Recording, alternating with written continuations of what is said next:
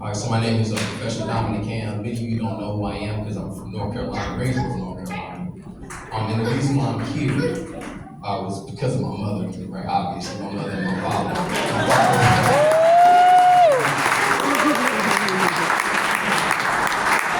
So I am the son of Demir and Thomason, the grandson of Patricia Henry Jones and Quincy Jones, also the grandson of Jackie Ann Thomas and great-grandson of Polly Corbett, who just passed away 2 weeks ago. And our husband, Jackie Corbett, and I'm also a great-grandson of Dorothy and Jesse Corbett. So that's what I am.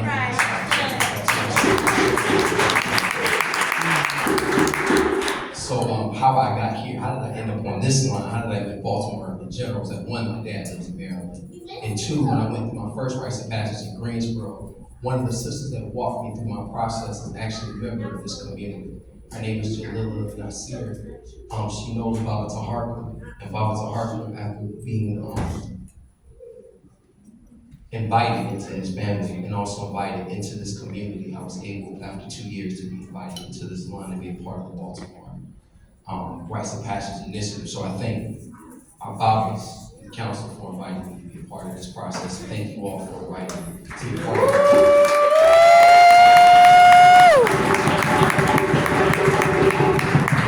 So you'll be seeing me a lot more sections when I say it. So what my project was as a professor of African American Studies and USCG, as well as a sociologist, I did a lot of time working with the juvenile justice system, working in education, teaching at high school, and I kind of noticed that, as Bobby said, a lot of these boys, nothing is wrong with them, it's just finding a way to understand their development. So I learned that many of them, though they were struggling with reading, it's not that they didn't want to read, they just didn't find a creative enough way to get involved into reading and writing. And so I decided to create a poetry book, which I'm going to show to you in just a moment. That was my, and when I do something, my mom always taught me, if you're going to do something, do it. Don't have to do it, don't partly do it, just do it. So this is where I was going to do.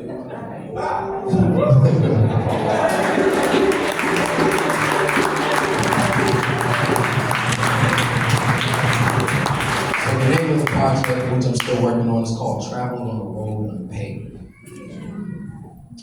And so this is pretty much the journey of a rites of passage. You're walking into a process, you don't really know what's going on, but the end result of it is going to make you a better person. So you just have to trust that process. So I'm going to, and I, take this from being an African American studies. This comes from the spirit of many of our social movements, like the Harlem Renaissance, the Black Arts Movement, has gathered Africans and African Americans together to use literature and art as a way to discuss some issues that we're dealing with, to kind of resist colonialism and racism, right, and all these different isms that have impacted our lives, but also, most importantly, create a worldview, an African-centered worldview that really speaks and helps us to reimagine what life can be like outside of our oppression. So I'm going to share a poem with you. I think my voice is back. It's good enough where you all can hear me. So I'm going to share a poem with you. Part of it, not all of it. But if you want to read all of it, just take it right here. Like, don't be coming right now. All that stuff. I wrote up here on this slide that the caterpillar doesn't seek the approval of a roach to be a butterfly. And I think this is the process of re-Africanization. As Black people, at some point, we have to acknowledge not only being African, but not really seek the approval of other cultures to know how to live. Yes, yes, yes, yes.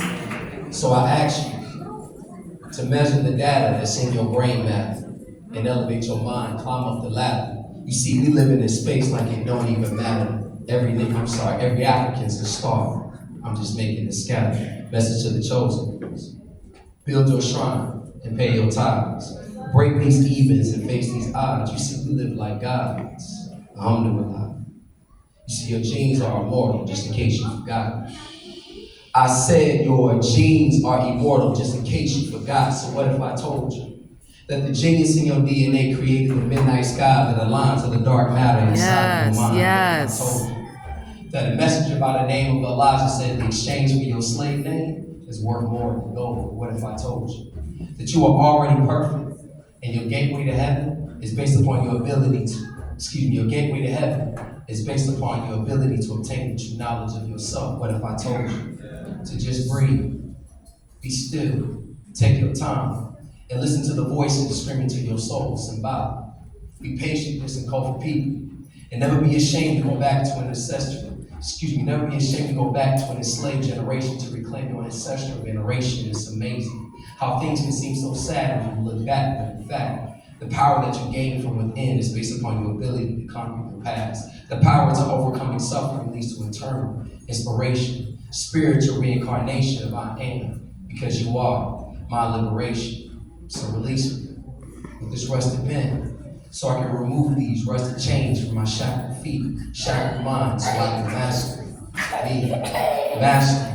we, because all I see are the seas of warriors, nobles, scholars, historians, healers, kings, and queens, all coming together to figure out what it means to be free, bringing tribes together like Siamese twins at arm's length, who are stacking generational wealth blocks like Egyptian races building the space, connecting the links of the stars in the universe that align to the thoughts that we feel in this poem.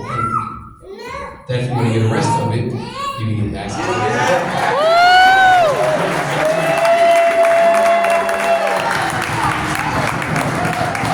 So that's all I have to offer. I thank y'all so much. I'm looking forward to building with y'all. My voice is cracking right now, so that means I need